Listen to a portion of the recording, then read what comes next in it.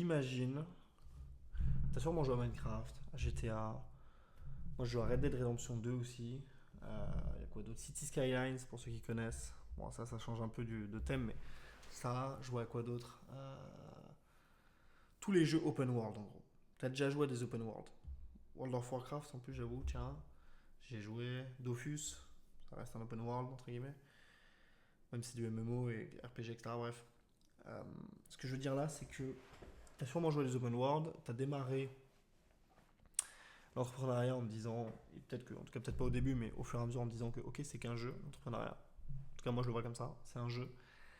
Or, tu te retrouves à utiliser des outils, donc tous les outils que tu utilises aujourd'hui pour gérer ton business, et notamment des endroits où tu stockes tes données, etc. et tout, qui te limitent et qui te font rester dans une sorte de cage et qui communiquent pas forcément entre eux. Et aujourd'hui, je ne veux pas te dire que j'ai retrouvé pardon, je valide j'ai Claude Code qui tourne, je valide des autorisations. Et aujourd'hui, ce que je veux te partager, c'est que tu peux créer ton open world pour le business.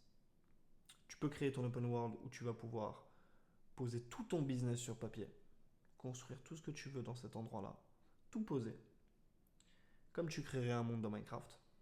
Ça parlera à ceux qui jouent à Minecraft. Moi, j'y joue beaucoup, c'est pour moi top 1, bref, c'est un autre sujet. Tu vas pouvoir tout y poser et tu vas pouvoir même exécuter des tâches depuis là. Et tout ce business-là que tu vas poser sur papier va être connecté à un LLM. On va traduire pour les noms techniques. Le connecter à une IA, à Cloud Code, à Codex, à Open Code. Après, il y a d'autres exemples encore. Et tout ça va te permettre de posséder déjà tout ça, de posséder toute ta data. Elle ne va pas être déposée dans des SaaS. Tu ne vas pas les déposer dans des SaaS sur le cloud ou quoi. Tout va t'appartenir en local. Et tu vas pouvoir créer en illimité depuis cet endroit-là. Ça, c'est ce qu'on appelle un second cerveau, IA, on peut le nommer comme ça. Et c'est un asset, c'est quelque chose qui est beaucoup utilisé, si tu veux, par les devs à la base. 95% des personnes qui l'utilisent sont des développeurs de base.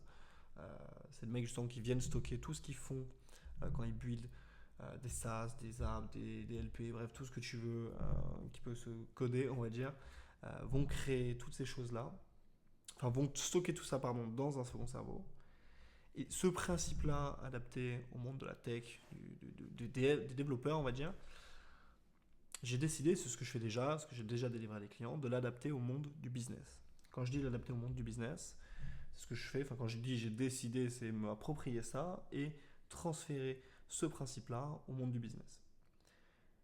Et aider les personnes à piloter leur business et exploiter leur potentiel dans leur business à partir de ce que j'appelle cet open world-là, qui est un second cerveau. Moi-même, j'en utilise un tous les jours. Tous les jours, tiens, je peux pas te montrer.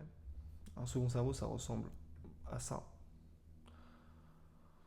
J'ai toute ma pensée qui est posée ici. J'ai tout mon business qui est posé ici. J'ai mon hub marketing, j'ai mon hub, ma banque de contenu. Tu vois, là, tiens, boum, là, tu vois, ça vient de bouger. C'est parce que ici, c'est en train de créer des choses en automatique. D'ailleurs, pour l'instant, on va le cacher parce que je sais pas s'il y a des choses. Je sais plus ce qui tourne, mais. Enfin bon, je sais même pas pourquoi je le cache, bref, whatever. Mais j'ai des choses qui sont en train d'être créées. On sait jamais ce qu'il peut dire. J'ai un hub ressources. J'ai un hub. Boum. Tiens, Raphaël Gauthier, ça c'est un gars dont je kiffe bien sa façon de voir les choses. J'ai mon combinator ici, j'ai toute une vision. J'ai mon pilotage. Bref, toute ma pensée, tout est lié à un seul endroit. Notamment si tu. Et qu'est-ce que ça vient régler? C'est que là, on a parlé un petit peu de la vision de vraiment voilà, créer ton open world, tout pouvoir créer d'ici. Pourquoi? Parce que c'est connecté à une IA notamment Cloud Code, moi qui est ici. Alors, ça paraît obscur, c'est ce qu'on appelle un terminal. Pour les non-devs, vous allez dire waouh, qu'est-ce que c'est? Ce n'est rien de plus qu'un chat avec Claude. Voilà.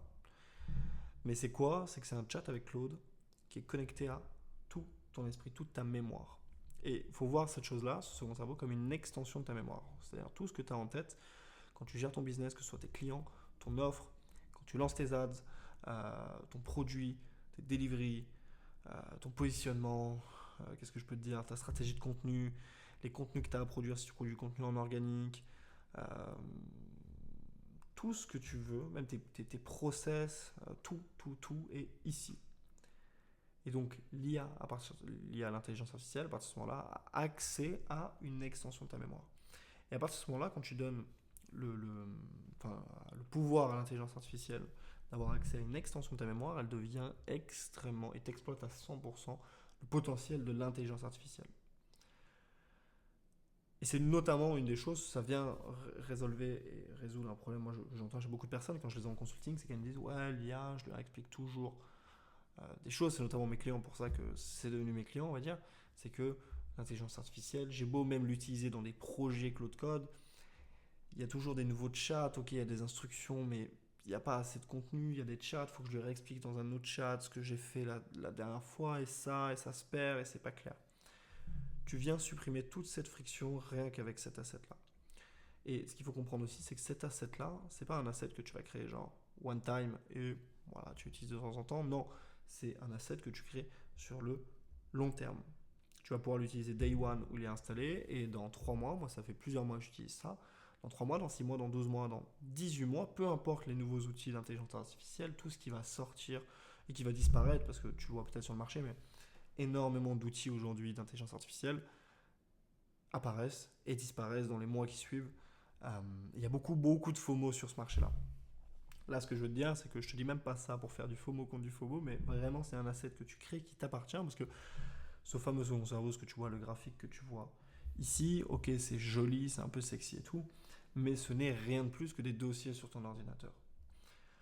Et c'est un asset qui t'appartient. Toutes tes données ne sont plus stockées dans le cloud, chez Claude, chez OpenAI, chez Gemini, je vais dire Gemini pour faire l'anglais, mais chez Gemini, tout ce que tu veux, etc., elles sont stockées chez toi, dans ton ordinateur en local. Et si demain Claude Code venait à disparaître, tu pourras toujours piloter ton second cerveau avec un autre LLM, parce que les LLM ne disparaîtront pas par essence.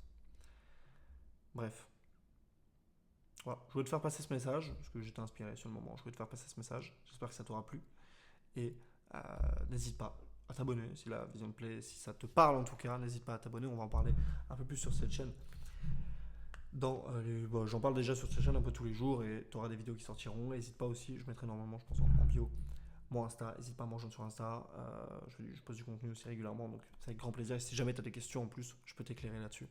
Donc c'est un grand plaisir. Je te souhaite une belle soirée, gars, ou une bonne journée. Moi, c'est le soir là, mais je te souhaite une bonne journée et je te dis à la prochaine. Ciao.